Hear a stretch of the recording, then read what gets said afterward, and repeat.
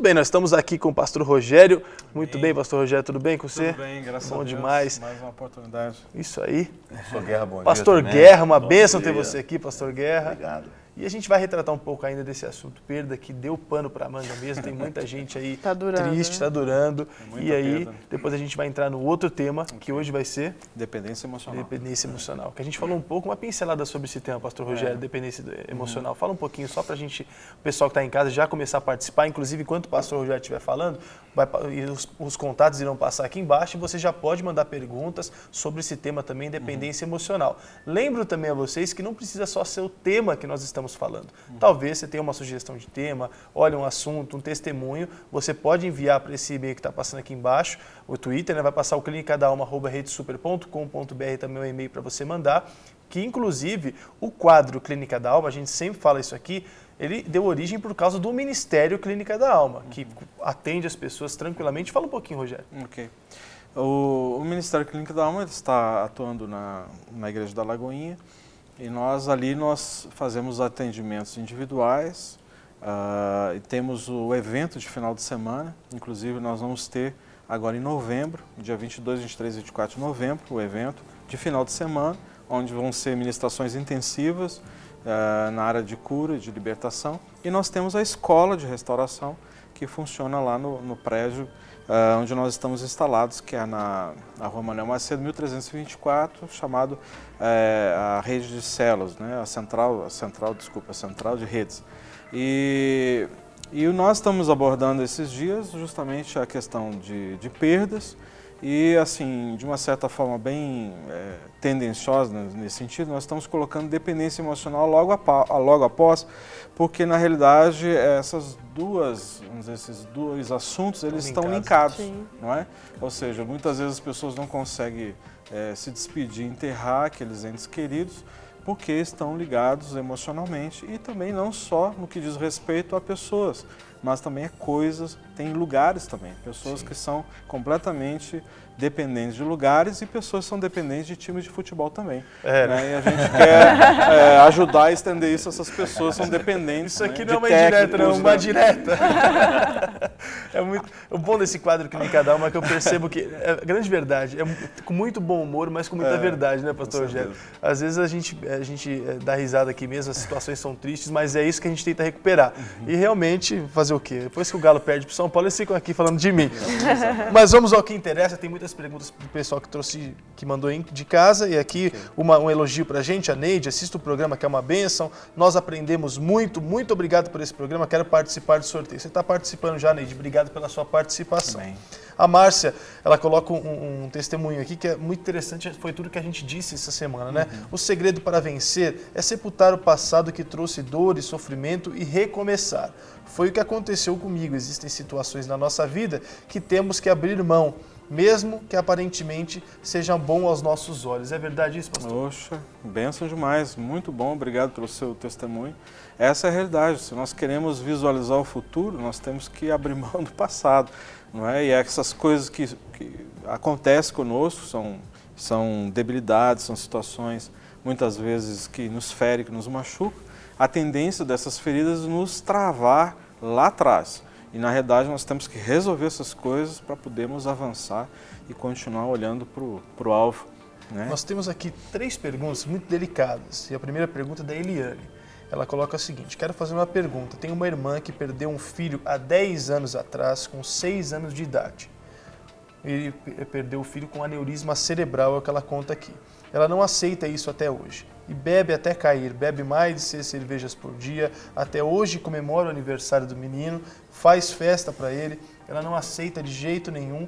E a Eliane, que é a irmã dessa moça que tem bebido, que tem tentado esquecer essa situação, não sabe mais o que fazer para ajudar e te pergunta o que fazer, pastor Rogério. É uma dependência emocional também, né, pastor? Muito, na realidade ela não enterrou, né? Ela não rompeu esse vínculo, né, com a criança, porque tanto é que ela está viva, ela continua comemorando o aniversário nas datas, né, que celebra o aniversário. Então isso é uma coisa super delicada e realmente é isso. Quando nós não aceitamos, quando nós não permitimos que o Senhor venha tratar do nosso coração e entender, nós temos que entender uma coisa que é o seguinte: Nosso Deus, ou seja, Ele teve que permitir que seu Filho amado, Jesus Cristo, fosse morto em nosso lugar, em nosso favor. E quando Jesus estava ali, antes dele entregar o seu Espírito, ele disse, Pai, Pai, por que me abandonaste? Então, naquele momento, o próprio Filho, o Filho de Deus, Jesus Cristo, na cruz do Calvário, ele disse, Pai, por que o Senhor me abandonou naquela situação? Porque sobre ele estavam o quê? Todos os nossos pecados, todo o peso e a divisão, a separação da história, antes e depois de Cristo.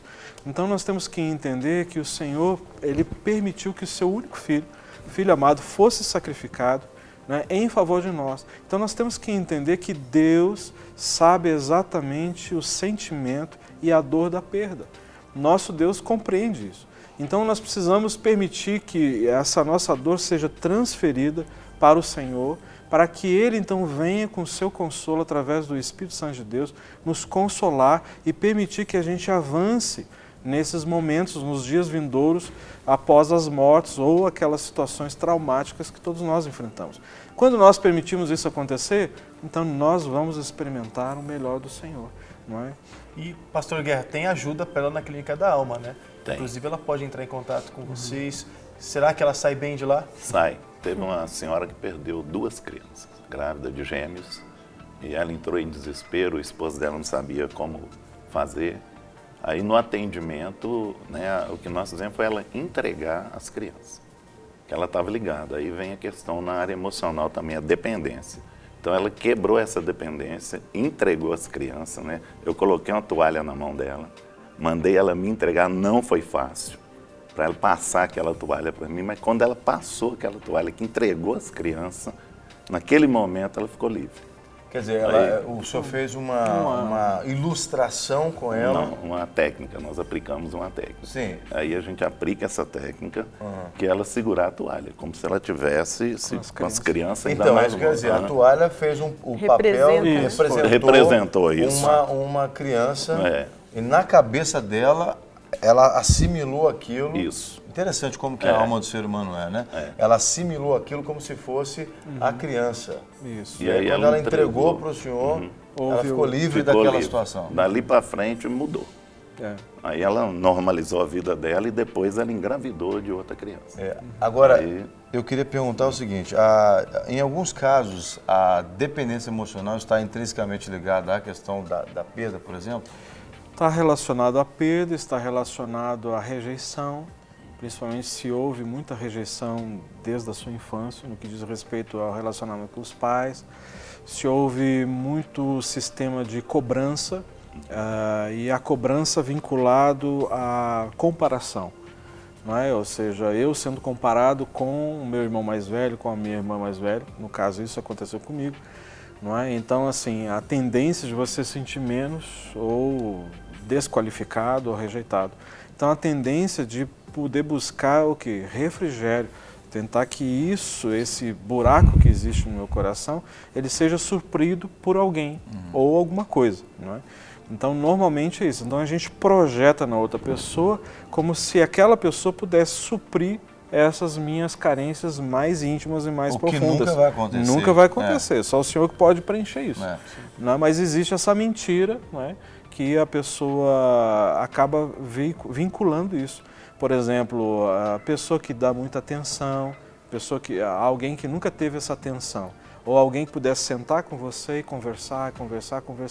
Então o que acontece? Você começa a projetar naquela pessoa, ou seja, seu suprimento começa a ser saciado, e aí começa com uma amizade, aí vai entrando com um relacionamento mais profundo, aí entra a questão de você começa a se vestir igual ou semelhante, não é? Aí começa a transferir o tempo todo, né? Sistema de monitoramento pelo telefone, quer ouvir a voz daquela pessoa o tempo todo, quer estar o tempo todo com ela. Agora, é possível que as pessoas confundam os sentimentos, por exemplo, dentro dessa questão da dependência emocional? Nem sei se nós temos mais perguntas com o Maurício ali, de telespectadores de perda. Mas pode perguntar, tem.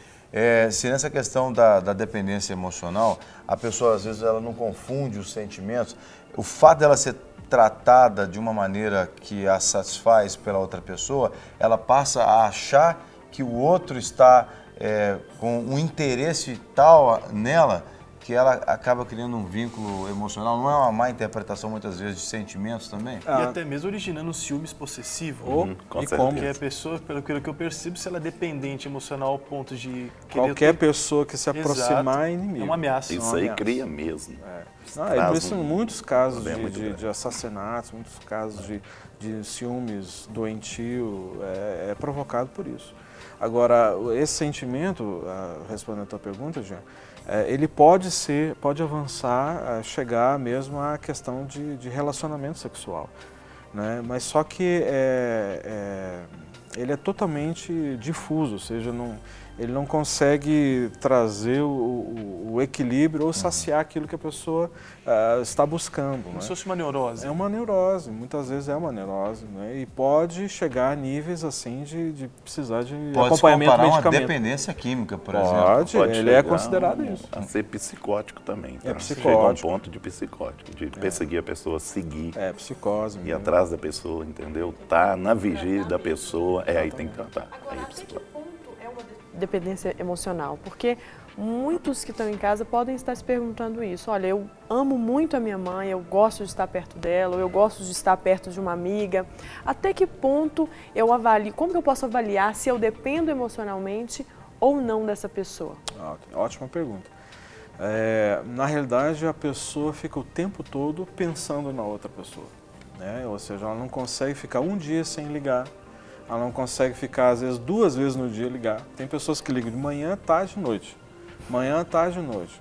E assim, e se não liga, por que você não ligou? A cobrança. É a cobrança, é um sistema de cerceamento muito forte. Sufoca a pessoa.